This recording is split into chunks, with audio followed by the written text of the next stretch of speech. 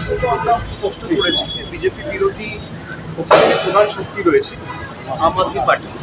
আমরা সবাই চাই তারা জিতুক, এবং আমি মনে করি যে দিল্লিবাসী বিশেষ করে গত 5 বছরে আম আদমি পার্টি সরকার করার পরে যেভাবে রাজ্য সরকারের ক্ষমতা কুক্ষিগত করার জন্য অনৈতিক, অবৈধভাবে, অসাংবিধানিকভাবে কখনো অধ্যাদেশ জারি করে তাদের গণতান্ত্রিক অধিকার কেড়ে নেওয়া এবং কখনো তদন্তকারী সংস্থা পিছনে লাগিয়ে দিয়ে তাদেরকে একের পর এক নেতা মন্ত্রীদের বছরের পর বছর, মাসের পর মাস অনৈতিকভাবে, অবৈধভাবে রাজবাড়ি করে, গুন্ডামি করে জেলে ঢুকিয়ে রাখা, তার জবাব মানুষ দেবে।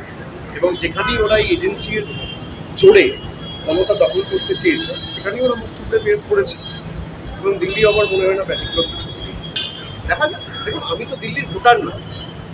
আমরা চাই খালি দিল্লি বলে নয়, যেখানে বিজেপির বিরুদ্ধে যারা সর্বশক্তি প্রয়োগ করে লড়াই করছে তারা জিতুক, তারা শক্তিশালী হোক। আমরা তো ইন্ডিয়া জোট হওয়ার প্রথম দিন থেকে এই কথাটাই বলে এসেছি, আজও কোনো ব্যতিক্রম নয়।